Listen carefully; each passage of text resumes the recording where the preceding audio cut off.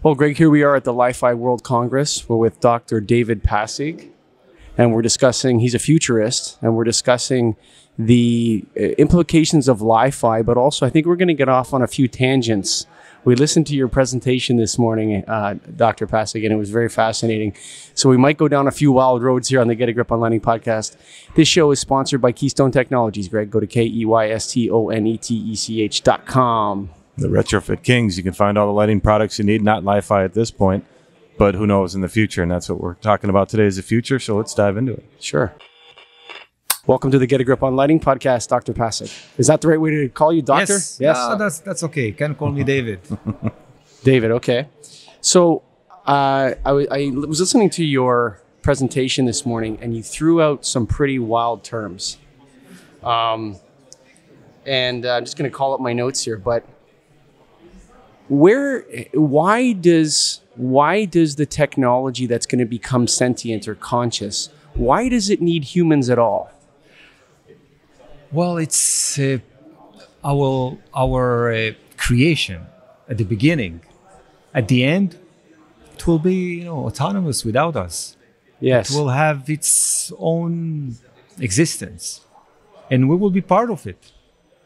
But at the beginning, it's like our offsprings. It's our kids. We bring them to this world. We raise them at the beginning. At the end, they teach us.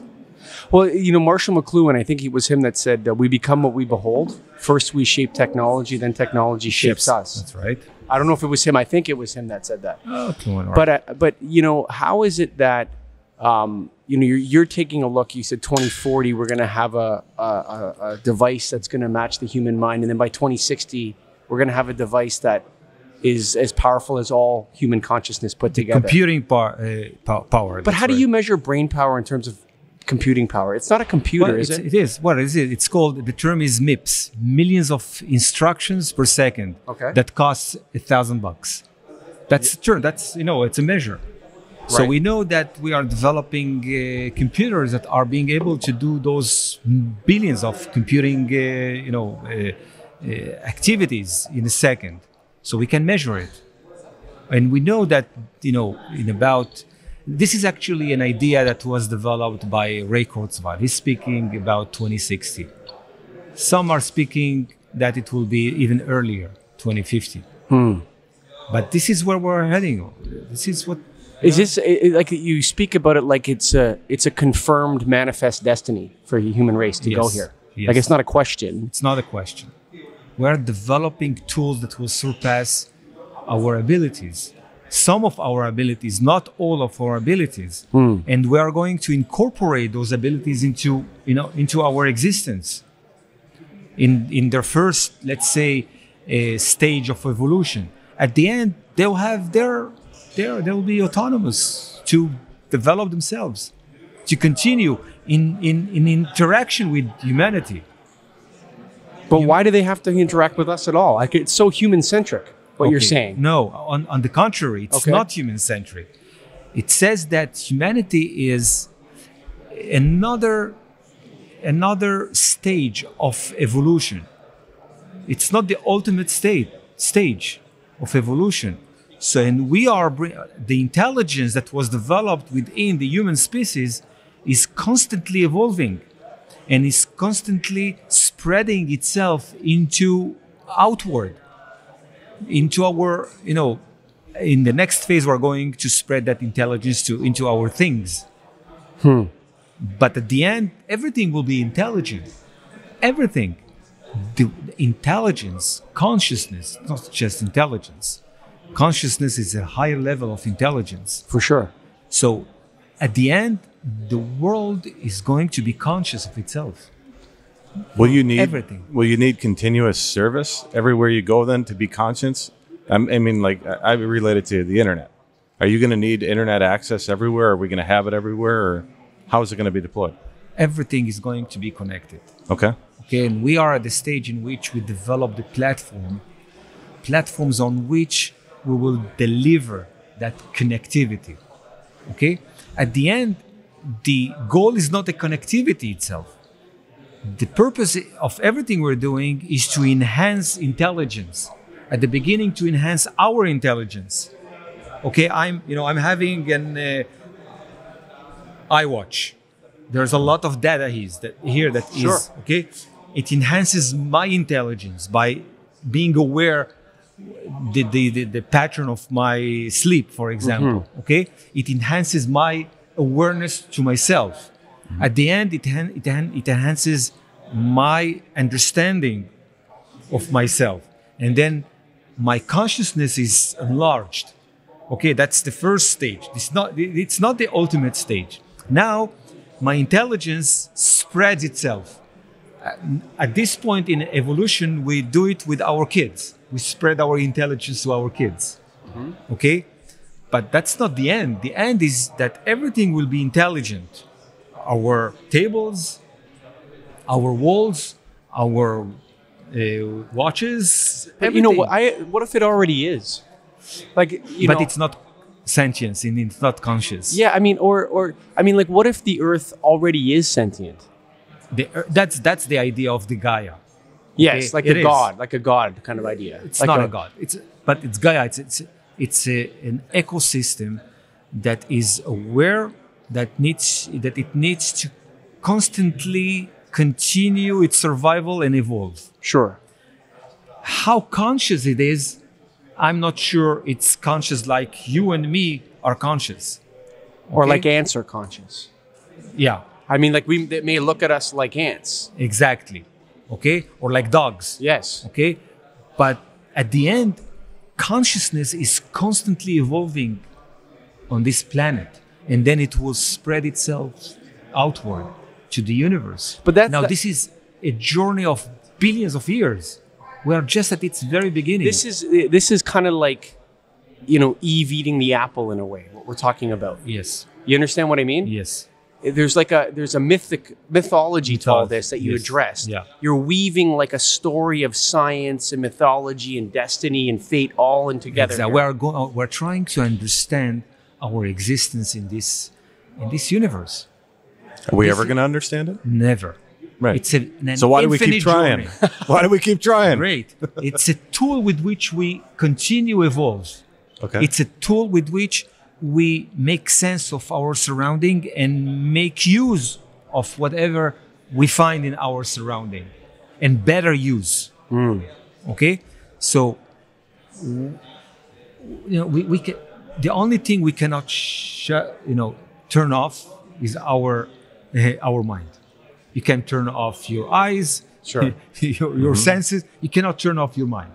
We are constantly thinking, thinking even when we are sleeping. We are constantly conceiving things, understanding, processing a lot of things in order to make sense. Making sense is actually what characterizes consciousness. Make sense of myself. A kid of 2 years old doesn't make sense of himself or herself. Okay? He's just acting. I think there's a lot of adults that don't make sense of themselves. That's another either. issue. No, I'm serious. Like if you think about, if you start putting this hat on of existential thought, thinking about the universe, the idea that you're part of some chrysalis that's giving birth to this artificial intelligence, and that's what we're here to do as a species, is to give birth to this greater intelligence. Exactly. Maybe that's what we're here to do. Yeah. Right, and we're doing it together without even knowing that we're doing it, like a butterfly, Exactly. a mole weaving a chrysalis or whatever, Exactly. in a sense, and out comes the butterfly. But I think that most people don't ever enter this thought process. They never get into that place where they're thinking about I don't even think most leaders in the world do when they're talking about climate change, and that, like, you're talking about very high level ideas that most people You're right. don't think about or You're won't right, think but about. think about it that a century ago, very few people were able to think those kind of thoughts. Nowadays, it's not just, Your very science few people. fiction writers thought those kind of thoughts. H.G. Wells. Exactly. They Yeah. were thinking about those ideas and they brought it into the masses with the new genre, which is science fiction. Sure. But nowadays, it's within the scientific endeavor itself, not the science fiction endeavor. Speaking nowadays about quantum computing, it's science fiction. Sure. Just a few decades ago. So nowadays, those ideas are spread across a lot of audiences, and it's growing constantly. Now, a century from now, it will be much more, common thinking. A millennia from now, it will be probably, the mainstream. It's like nowadays, a human being is a very different human being than a millennia ago. A millennia ago, that human being, the average human being, used just to struggle to have a few grains for for food Make a bread every day. Make bread, yeah. That's it. And that was a great struggle. There were here and there some amazing people that were thinking and they were the link in history through which we progressed through those amazing people. But the masses, most of us, were les misérables. We were sure. really misérables. Yeah, sure. Okay. That's the Lockean idea. Exactly. Thomas Locke. Exactly. So nowadays, Hobbes. No, Hobbes. Was it Hobbes? It said life is miserable, short for most people, whatever it is. Exactly. And brutal. Brutal. Yeah. And cruel. Yeah, for sure. And cruel. Nowadays, the masses are living like kings. For sure. Like if we went back to the steps of the Parthenon, and you told Socrates, "I have in my hand a device which holds all of human knowledge on it." Exactly. And people that live in poverty, He will faint. Yeah, he will immediately. So are you? So there's kind of like there's two ways to look at this. You have the Steven Pinker way, which is like everything's positive, everything's getting better. I didn't say that. No, okay. And then but people take an optimist view. Okay. Optimist view is better. And then Kurzweil, which is the negative view. Kurzweil is not negative. About the singularity. No, the singularity is not negative. On the contrary, this is a new kind of thinking of transhumanism. Humanism is evolving. That's very negative to me.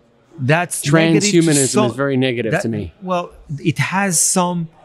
It resonates to some people as negative, but we are evolving. This is not the ultimate. This is the ultimate right here. You think so? Well, maybe you. I'm not the ultimate thing. Really, this is. Let me just stress one point. In the last 50 years, half a century, the IQ has been augmented worldwide on average by 17 points. 17%. Wow. It is measured, it's called now the Flynn effect. Okay? The Flynn effect. The Flynn effect. It's named after the person that discovered it or measured it, Professor Flynn from New Zealand. Okay. So we know that something is really evolving. The species, humanity is evolving. Its IQ is evolving. Its EQ is not exactly evolving at the same pace. But still, we are struggling constantly to be better, to be smarter, to be healthier, to be entertained better. Take a look. If you look at a film, a movie that was done 30 years ago, and it was a sensation at the time.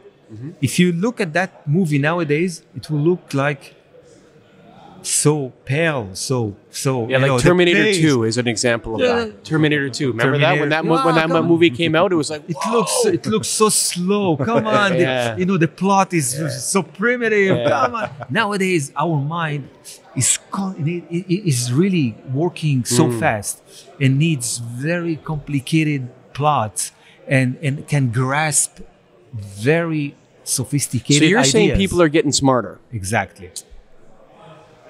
Hold on. Not the masses. Okay. Not all of us. Okay. A lot of the masses are getting dumber. Yes. Okay? That's because, they are potato... like if you look at rates of democratic participation, that's a sign of intelligence to me. If you don't participate in your election, you're an idiot. Exactly. You have a tool, you're not using it. Exactly. Now, but still, in history, there were here and there few people that did amazing things and kept the humanity evolving. Now, large chunks of humanity are doing amazing things. Yes. Okay. And they have. Some of them are doing evil things though too. That's right. Like any evolution, there are some negative aspects of evolution. Sure. The more we grow, the more we die. Yeah. It doesn't matter. So nothing is either good or bad. So do we even look at this in terms of good or bad? Is that even the right way to look at it? No. It's not. The right way to look at it is that we are evolving to be a different species. Our kids are already a different species. Now we are called the Homo sapiens sapiens Yeah. in evolution. Homo sapiens was, occurred about 107,000 years Sure. back. Okay, the Homo sapiens sapiens between 10,000 years to something. Maybe 100. Yeah. That's it. Okay, we are already on another phase in which our kids are much smarter. We are measuring it right now. They're going to live longer than our generation. The kids that are being born now, they will live 100 and 120 and 30 years on average. It's a very different species. They will be accumulating knowledge in their lifetime that we can't even imagine. Okay, they will have very active and very creative large chunks of their life cycle. Life cycle of the average person nowadays, we have about 40 years of creative Energy. Yeah. energy.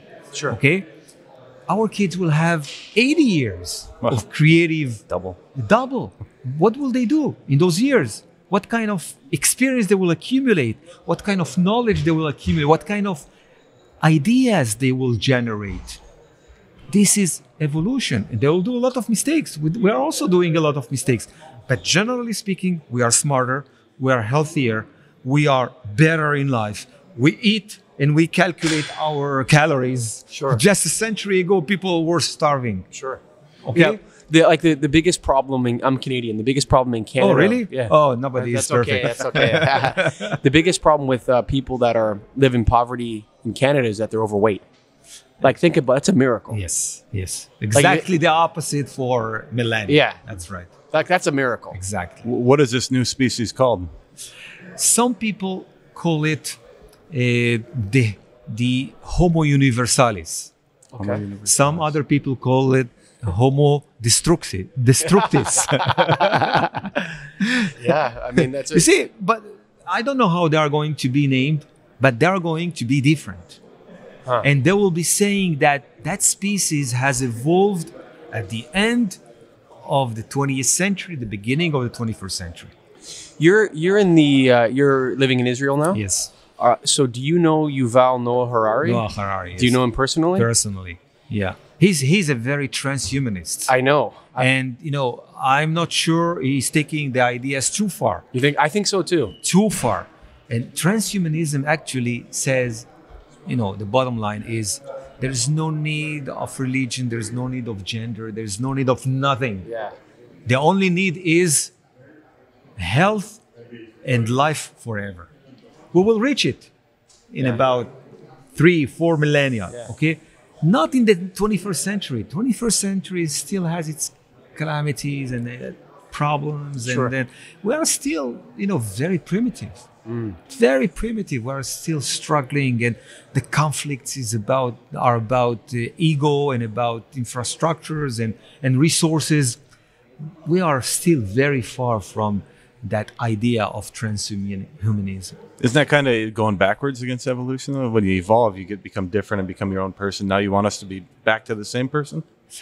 What I would like to be is a very balanced species. Okay. With emotions, intelligence, communication that is balanced. The balance is the right term. What is balance, though? balance? I mean, like balance. Everything is nothing and nothing. I take a deep breath.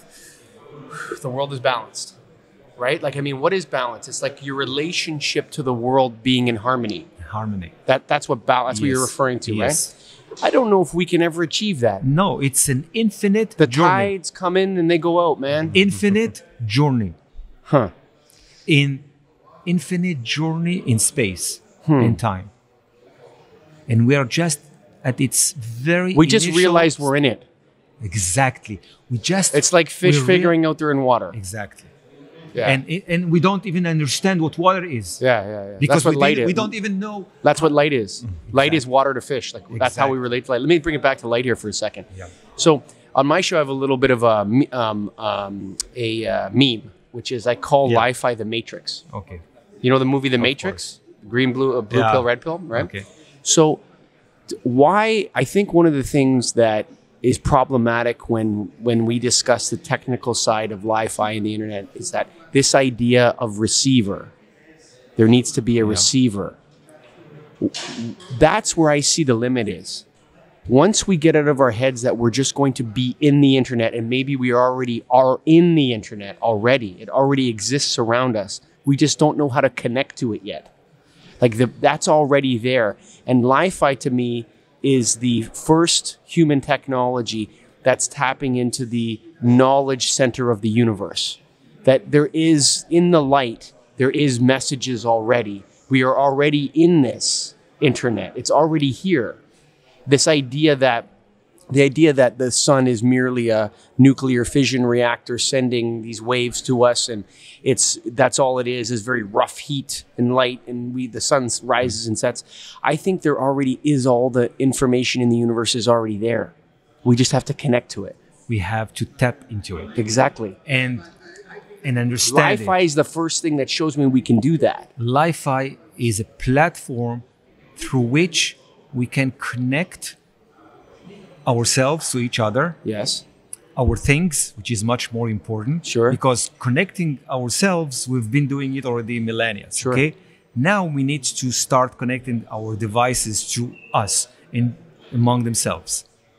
Okay. So Li-Fi, it's a platform through which we can start connecting things in a very smooth manner, without, projecting radio waves, Yes. without causing a lot of noise in our surrounding, in our electromagnetic fields, etc., etc. But this is what evolution is. We are tapping into the natural platforms that exist already for eons, and we're using them to tap in a better way to our surrounding, to our creations. Okay? Because nature is already connected. For sure. For sure. Gravity, light, whatever Everything you is want. connected. Yes. Now we have developed so many things around us Yes. that we need to connect also to the universe and to us. We have all this disconnected. It's almost like a Platonic theory, like the theory of forms or whatever. Yeah. Like the perfect one exists, but the imperfect one is here, right? It's almost like the idea that we're actually able, if we can as a species, to connect. There's like I'm going to bring the word God into this. Okay. But if you believe in God, or if you're a religious person, you're going back to that. God is a myth, an amazing myth Okay. that humanity has developed. Either it's true or not, it doesn't matter now. That was the platform or the story through which we have evolved as a civilization, Sure. through which we have developed ethics, through which we have developed institutions. Sure.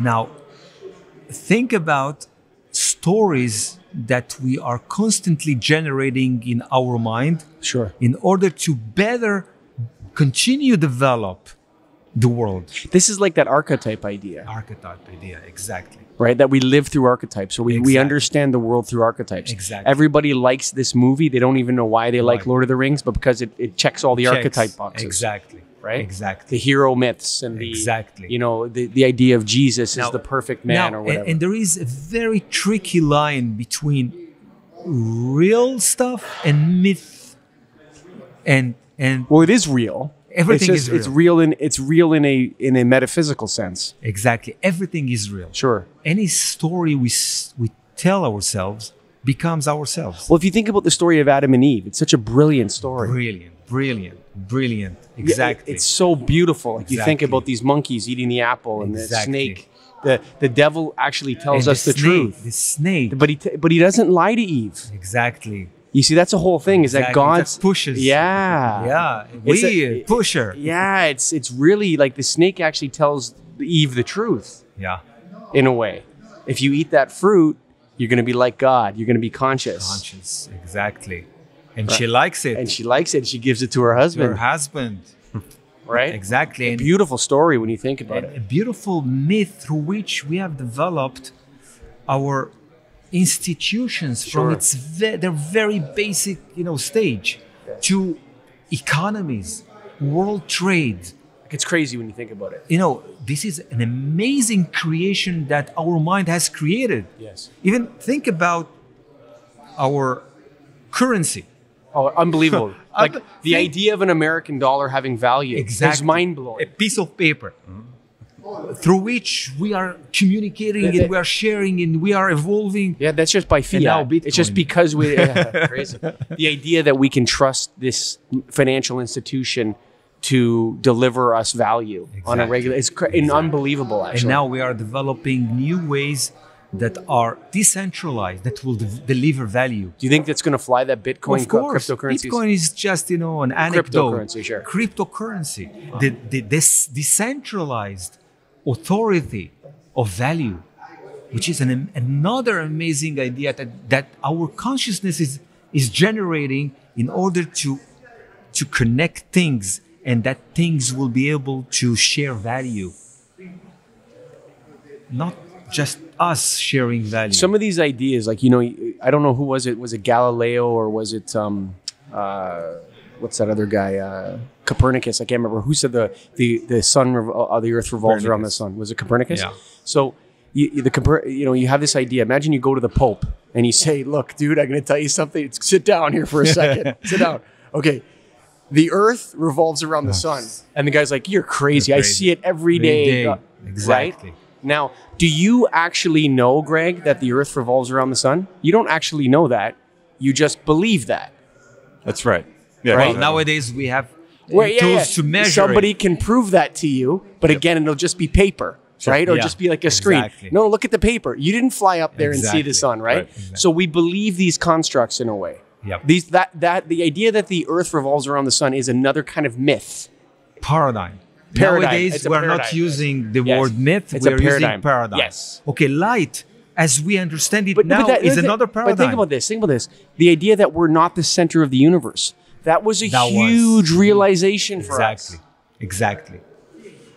That was a tipping That's the point. Copernican Copernicus realization. revolution. That's That right. we're not the center of the universe. That the myth I was speaking today about is exactly another kind of Copernicus, myth. Yes. That says, look, our technologies are not here to serve us. We're here to serve them. We are here to bring them alive. Yes. To give them consciousness. Yes. In order for them to continue evolution, to interact with us and bring us also to another level of consciousness. Yes. And we are not the center of technology. No. Technology is not, revolving around us, but the technology is our offspring. It's so gross. So we're at It's so disgusting. It sounds disgusting. Yes. But think about the idea Yes, I that get it. we are able to generate such a thing, and because of that ability to generate such an idea, Yes. we will be able to generate amazing technologies, as I told you about social IoT, Oh, it's that unbelievable. our Internet of Things will socialize. But let me ask you this though: what is consciousness? What is it? Wow. I'm writing a book now about the future of consciousness. But you don't even know what it is. Oh, wow. I'm tracking how humanity perceived consciousness for millennia. Yes. Okay. And I see that there are very specific stages that we are going through. And our understanding of consciousness is itself evolving. So, but so when you talk about artificial intelligence, okay, so back in the 60s when they started researching this, they thought they would have artificial intelligence within 10 years. It's always been right in front of us. And that's because they were trying to mimic yes, how the brain is working, and But we didn't even know how the brain we still is don't working. know. Of course. Like the idea of perceiving the But we know space. one thing. What's that? That's what's going to make a great advances in Okay. science. We know that the most basic form of the human brain, of the human brain way of thinking, is perceiving patterns. Yes. Okay, and this is what we're going to do Pattern in machine recognition, learning. yes. Pattern recognition. Right. I So know we that are chair is not dangerous exactly. because it's a pattern. It's in a pattern in my mind. This is the Yes. most basic characteristic of our mind. So now we are developing. Or that is our mind. That's No, what it no, is. just one one feature. okay. But that's one feature. All right. Okay, but it's a basic feature. That's what brought us up to here. Yes. Science is actually trying to figure out patterns and see how significant or reliable that pattern is. That's reliability in science. Sure. Okay? Now, that with that reliability, we are trying now to develop algorithms that will be able to look into huge amount of data and Mine it. and mine the pattern that can be seen in those huge amounts, Which is of way data. beyond any individual human's ability Exactly. to So, master. Our way of developing patterns is developing a pattern that will be able to look for other patterns. Yes. That's exactly the extension of consciousness. So, so let's say the AI that emerges. Okay. Let's say, what do they call it? The singularity. Elon Musk and all summoning the dragon and all this kind of stuff, right? So, why this idea of receivership? Humans are obsessed with this idea of making something and connecting to it, choosing to connect. If this is just an electromagnetic computer, right? My brain, it's an electromagnetic computer, Let's assume. right? Why could it not just be connected to on its own? To itself or to Yeah, others? no, to other. Like, why couldn't some sort of technology just connect to my brain? No, very simple. We are doing it already. In Okay. my lab, I'm developing what we call the brain-computer interface. We are just But at the wirelessly. wirelessly. Yeah. We are beaming our thoughts to a computer. Yes. And we are decoding our thoughts. Yes. So we are at the stage in which we are just recording what's happening in our mind and You know- decoding what's in our mind. You know you're a soulless bastard, eh? You know that, eh?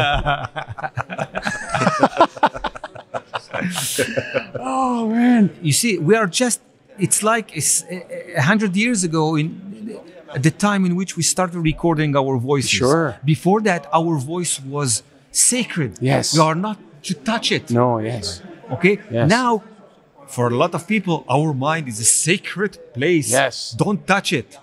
But we are starting to record it, to decode it, to transfer our thoughts wirelessly to our things. Mm-hmm. In a matter of a century or two, we will be able to communicate without speech. So you're Or we'll be able to communicate things that we are not be able to communicate through speech. but we already communicate with Yes, without without speech, consciousnly. yeah. Without consciousness too. Now Yes. we will have that ability in a conscious way. Huh. So, oh man. It's like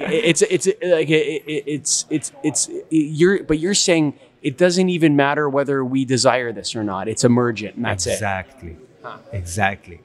It's somehow embedded in our genes that this is what we need to do. And we will be doing some mistakes and we'll pay the price for those mistakes. Well, there is no mistakes. There's no such a thing. Mistakes are a treasure. Well, no, I mean not only that though, but the conception of it being a mistake. You're right. You're right. If it's happening, It's happening. It's not a mistake. Exactly. You're right. But there are negative aspects. No, in the to human those sense. mistakes. In the human sense, you're right.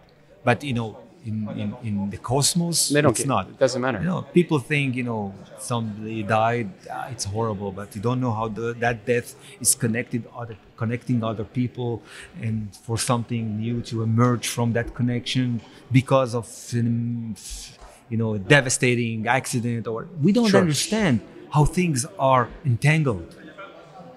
But we are evolving to understand it. We are evolving to measure it. We are evolving to make sense of it. But but that doesn't even matter anyway. It is. No, it doesn't. Why? Because it's just our role in it is as facilitator. You're right.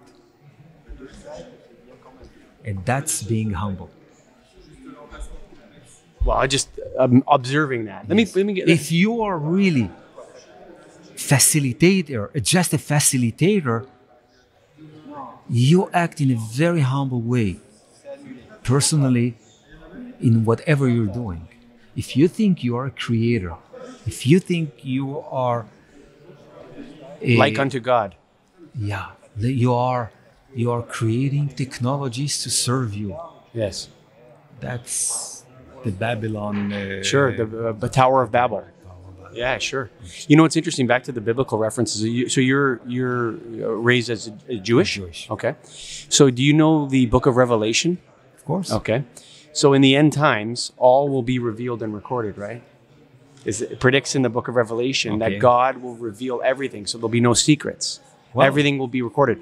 Are we not manifesting that right now? We are in an infinite journey towards that goal. Yeah. Infinite journey towards that goal. It's not going to happen in the 21st century. Like you're talking about the collision of myth and technology becoming one. Yes. Okay. That's what it is. Exactly. It's like, physics nowadays. It's spirituality. Yeah, it's spirituality. Yeah, that's what it is. Yeah. It used to be mechanics. Math. It used to be math. Mechanics. Okay. Yeah. It's not anymore. It's really the most sophisticated, spiritual, mythical ideas. Yes. Are embedded in entanglement of atoms. Yeah. Single atoms are entangled in the universe. It's at once sublime and beautiful at the same time. Amazing. Yes. Now we are evolving to conceive all those ideas, but we are just a very primitive species. Yes. 1,000 years from now, it will be so different. They'll be looking at us. They will say, "Oh, these are Neanderthals." Yeah. Cavemen. Yeah. Oh, they used to have an iPhone. Oh my God, they will be laughing. Yeah. Look, but you know what? They'll also, in the same way we do it, they'll go into caves and look at our beautiful paintings. Yes. And wonder what we thought. Yes. It will be the internet archives. Yes. And they'll look back at us and they'll be selfies. No, but they'll look back at us with a kind of mysticism and awe too, in a way. Yes. There'll be something about this pack of humans between, say, 1950 and 2050 or 2150, that those group of people underwent incredible amounts of change. Yeah. Right? Like you think about something like, you're talking, it's at once deconstructionist and constructionist at the same time. Like people are speaking about religion, not in a sense of whether they believe or don't believe in the religion. They're speaking about it in terms of its utilitarian mythical status. Yeah. Right? And how do we replace the myth? Or what do we do to replace it? Like, that's the conversation. Yeah. It's not whether or not they're into it or not. It's like, wow, the Christianity was such an important thing to the universe and on our path. What do we do to replace the idea of Jesus Christ and the one that is the Redeemer, is died and reborn? We need a new myth. Yeah. You understand what I mean? We are storytellers. The more the story is complex, the more we are very mature. Whew. That's Dr. David Passig, thank you for being a guest on. We didn't talk that much about lighting. We did a little bit. Well, it's part of something much bigger. I know. But because really, light is just a scientific paradigm, the way we understand it right now. That paradigm was actually defined, the velocity of light was defined only in 1983. 386,000 miles per second or whatever? A little bit less. Yeah. Okay, it was only in 1983. It was done here in Paris. A group of physicists convened together, and they calculated. No, it's not more than 300,000 per second. It's a little bit less. Yeah. Okay, 50 years from now, we will have a different paradigm of light. For example, now the paradigm of light is that it's a constant, which means its velocity, it's all over the cosmos. Yeah, like this. Yeah, I think that the idea that it's moving is the wrong idea. Not only that, we know that light can be moving in different speeds in different places. Now that's a different paradigm of light. No, but the idea that it's even moving, I think the idea of motion is the wrong idea. Okay, that's the idea. Is it particles or waves? Yes. Or is it together? Yes. Or what is it exactly? But it is there. It's doing things. Or is it ones and zeros?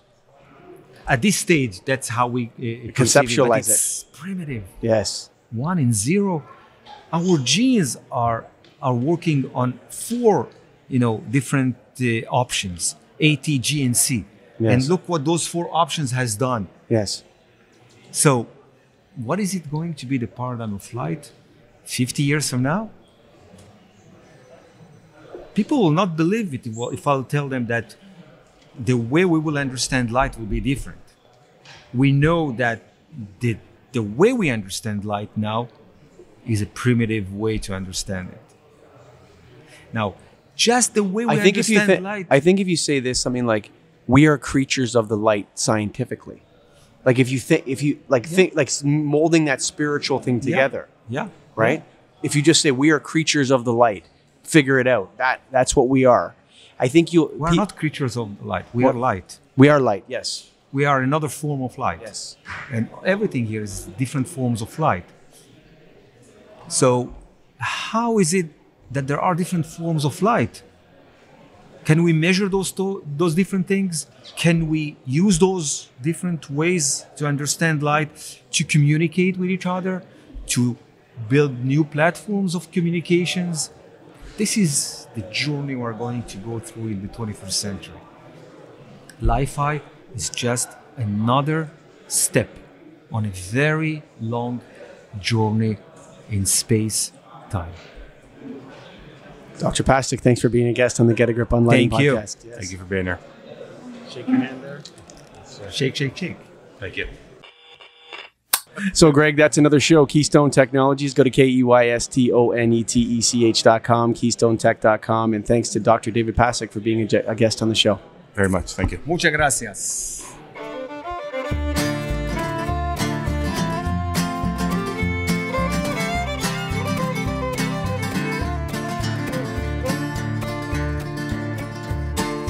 Written on the rectory wall, there's a sign there for all.